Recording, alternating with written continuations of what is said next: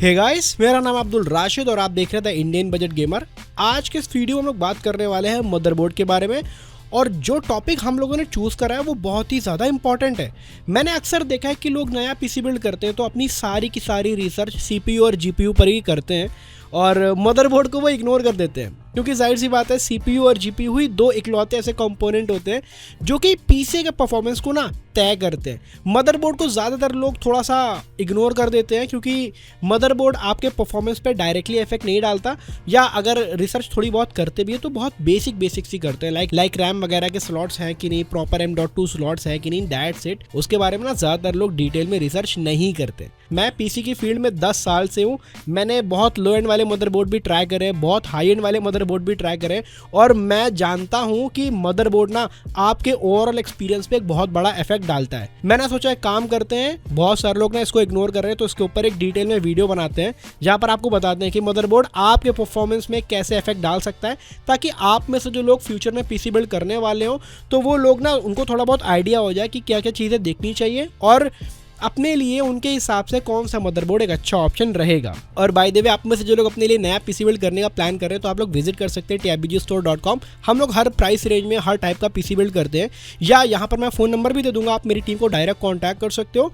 हम लोग सामने से खुद आपको रिवर्ट भी करते हैं। अब यहाँ पर ना वीडियो को थोड़ा सा सिंप्लीफाई करने के लिए एक तरफ मैं बेसिक वाला मदरबोर्ड लूँगा जो कि आपको 8-10 हज़ार रुपये का मिलता है, और दूसरी तरफ हम लोग एक थोड़ा सा फ्लैगशिप मदरबोर्ड लेंगे जो कि आपको 25 से 30 हज़ार रुपये के बीच मिलता है। सस्ता वाला जो हमारे पास मदरबोर्ड है वो B760 चिपसेट वाला मदरबोर्ड है।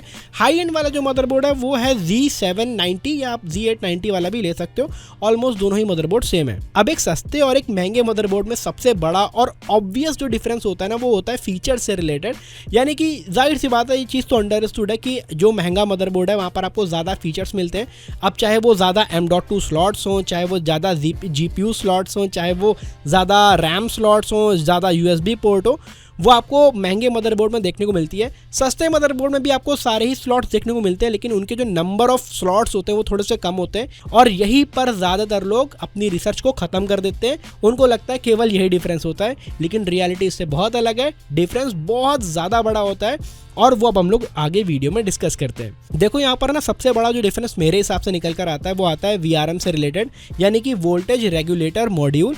ये VRMs ना आपके CPU को पावर डिलीवरी में, आपकी रैम को पावर डिलीवरी में, और आपके GPU से कनेक्टिविटी में ना एक बहुत ही इंपॉर्टेंट रोल प्ले करते हैं। नॉर्मली जो आपको VRM सस्ते मदरबोर्ड में देखने को मिलते हैं उनमें जो आपको स्टेबिलिटी देखने को मिलती है वो उतनी अच्छी नहीं होती है। यानी कि अगर आप एक हाई एंड प्रोसेसर लगाते हो तो उसको प्रॉपर पावर नहीं मिलता, और अगर आपके प्रोसेसर को प्रॉपर पावर नहीं मिलेगा तो वो बूस्ट नहीं करेगा, और हो सकता हो आपको स्टेबिलिटी से रिलेटेड इश्यूज भी देखने को मिले। हाई एंड मदरबोर्ड में हालांकि ऐसा नहीं होता।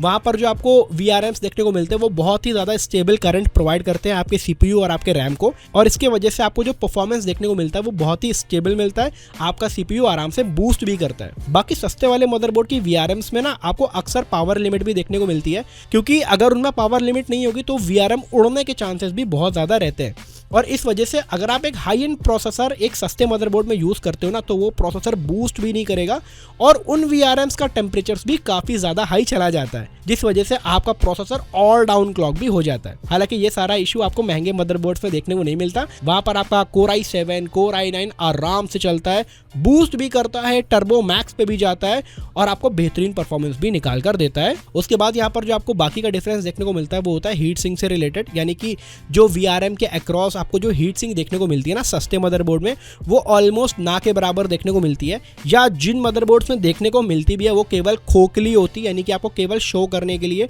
कि देखो यार हमने अपने मदरबोर्ड में बहुत अच्छी हीट सिंक लगा रखी है, हालांकि वो अंदर से खोखली और वो केवल शो ऑफ के लिए लगी होती है। लेकिन ये सीन आपको ना महंगे मदरबोर्ड्स में देखने को नहीं मिलता, और लॉन्ग टर्म में जब आप एक हाई एंड प्रोसेसर उस मदरबोर्ड पे यूज़ करते हो ना तो आपका जो VRMs है उसके टेम्परेचर्स भी काफ़ी डाउन रहते हैं, और इसी वजह से हाई एंड मदरबोर्ड्स में आपका प्रोसेसर अच्छे से बूस्ट भी करता है। बाकी और भी कई जगह पर कॉस्ट कटिंग की जाती है एक सस्ते मदरबोर्ड में।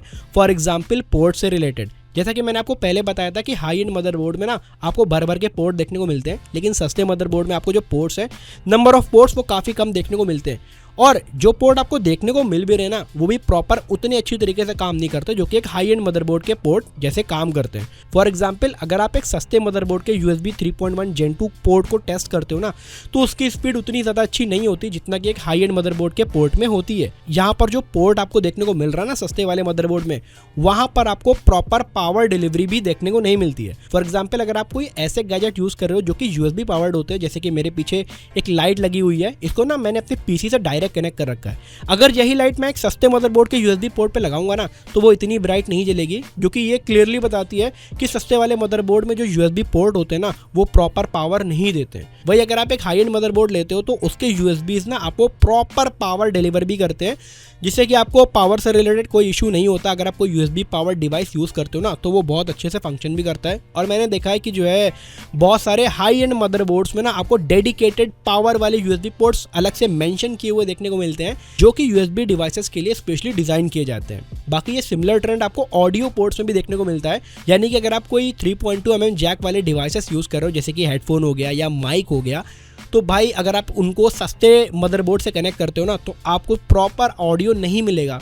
यानी अगर आप हेडफोन लगाओगे भी तो आपको बहुत टीनी साउंड आएगा, या माइक्रोफोन लगाओगे तो प्रॉपर साउंड आपका रिकॉर्ड नहीं होगा, आपको हिसिंग साउंड देखने को मिलेगा, या 75 आपको ड्राइवर इंस्टॉल करने पड़ेंगे, एक्सटर्नल डिवाइसेस कनेक्ट करने पड़ेंगे प्रॉपर पावर डिलीवरी के लिए। मैं आपको ना एक छोटी सी स्टोरी बताता हूँ। मेरे जानने में एक म्यूजिशियन है, उसके लिए ना मैंने एक बजट सेगमेंट का PC बिल्ड किया था, जहाँ पर मैंने सस्ता वाला मदरबोर्ड यूज़ कर लिया। हालांकि मुझे वो यूज़ नहीं करना चाहिए था, और यूज़ करने के बाद जब उस बंदे ने माइक्रोफोन कनेक्ट करा तो भाई 50 मेल की हिसिंग साउंड आ रहा, कभी प्रॉपर पावर नहीं आ रहा। इन सब इश्यूज़ को सॉल्व करने के लिए हम लोग को ना अलग से ऑडियो एम्पलीफायर खरीदना पड़ा, ताकि हम लोग उस पर साउंड रिकॉर्ड कर सकें। तो ये सारे इश्यूज़ आपको भी फेस करने पड़ सकते हैं अगर आप एक ऑडियो से रिलेटेड काम करते हो और सस्ते मदरबोर्ड के साथ जाते हो। तो बाकी वायरलेस कनेक्टिविटी से रिलेटेड भी आपको काफ़ी बड़ा कॉम्प्रोमाइज़ देखने को मिलता है अगर आप एक सस्ते मदरबोर्ड के साथ जाते हो। फॉर एग्जाम्पल, सस्ते मदरबोर्ड में ना आप ये तो देखते हो कि वाईफाई है कि नहीं, लेकिन अक्सर सस्ते मदरबोर्ड में आपको ब्लूटूथ की कनेक्टिविटी देखने को नहीं मिलती। कुछ लोग सोच रहे होंगे कि यार ब्लूटूथ की कनेक्टिविटी से क्या ही लेना देना, कौन आज की डेट पे ब्लूटूथ यूज़ भी करता है। लेकिन मैं आपको बता दूं, ब्लूटूथ एक बहुत ही इंपॉर्टेंट रोल प्ले करता है आज की डेट पे भी। फॉर एग्जांपल, अगर आप शेयर इट जैसे एप्लीकेशन यूज़ करना चाहते हो, यानी कि अपने मोबाइल से अपने PC में डेटा ट्रांसफ़र करते हो ना, भले वो होता वाईफाई से है, लेकिन उसको ब्लूटूथ भी चाहिए होता है। और भी बहुत सारे ऐसे एप्लीकेशंस हैं जो कि ब्लूटूथ रिक्वायर करते हैं, और बाकी बहुत सारे ब्लूटूथ जैसे पेरिफेरल्स भी हैं, लाइक TWS हो गया, उन सबको भी आप अपने PC से कनेक्ट कर सकते हो। सस्ते मदरबोर्ड में आपको वाईफाई तो ज़रूर मिल जाता है, लेकिन ब्लूटूथ नहीं मिलता, या मिलता भी है तो फिर बहुत कम मदरबोर्ड में देखने को मिलता है। बाकी वाईफाई की कहानी एक अलग है, यानी कि सस्ते मदरबोर्ड में आपको वाईफाई से रिलेटेड भी काफ़ी ज़्यादा कॉम्प्रोमाइज़ देखने को मिलता है। आजकल तो खैर ये नॉर्मल हो गया कि आपको 2.4 गीगाहर्ट्ज़ का भी बैंड मिल जाता है और 5 गीगाहर्ट्ज़ का भी बैंड मिल जाता है सस्ते मदरबोर्ड में, लेकिन जो उनकी सिग्नल स्ट्रेंथ की कैपेसिटी होती है वो बहुत ही गंदी होती है। यानी कि अगर आप 5 गीगाहर्ट्ज़ या 2.4 गीगाहर्ट्ज़ से कनेक्ट करते हो ना, तो सिग्नल बहुत जरा से आते हैं, और जब आप कनेक्ट करके कोई चीज़ डाउनलोड करते हो ना, तो आपको डाउनलोड स्पीड ना बहुत गंदी मिलती है। तो कहने को बेसिकली ये हो जाता है कि आपको वाईफाई की कनेक्टिविटी मिल तो रही है, लेकिन वो उतना अच्छे से यूज़ नहीं होता। इसीलिए ज़्यादातर लोग लैन केबल ही यूज़ करते हैं एक बेटर स्टेबल कनेक्शन के लिए। हालांकि मैं आपको बताऊं, अगर आप एक हाई एंड मदरबोर्ड यूज़ कर रहे हो तो आपको जो वाईफाई की स्पीड मिलती है वो बहुत ज़्यादा अच्छी मिलती है, एज गुड एज लैन स्पीड, अगर आपका जो राउटर है वो पास में रखा हुआ है, और जो सिग्नल की स्ट्रेंथ होती है ना वो भी काफ़ी ज़्यादा अच्छी होती है। बाकी दूसरी तरफ अगर आप गेमिंग देखते हो तो सस्ता मदरबोर्ड ना गेमिंग में उतना कोई इफेक्ट नहीं डालता, क्योंकि मेजॉरिटी ऑफ द जो गेम्स हैं वो GPU डिपेंडेंट होते हैं, और GPU और मदरबोर्ड का वैसे कोई खास कंपैटिबिलिटी वाला कोई सीन नहीं होता। अगर आपका PC Gen 4 मदरबोर्ड है तो अगर आप यहाँ पर गेमिंग करने वाले हो तो सस्ता वाला मदरबोर्ड आपका काम चलवा देगा, लेकिन जैसा कि मैंने आपको पहले बताया था, इतने सारे कॉम्प्रोमाइज़ेस हैं वो आपको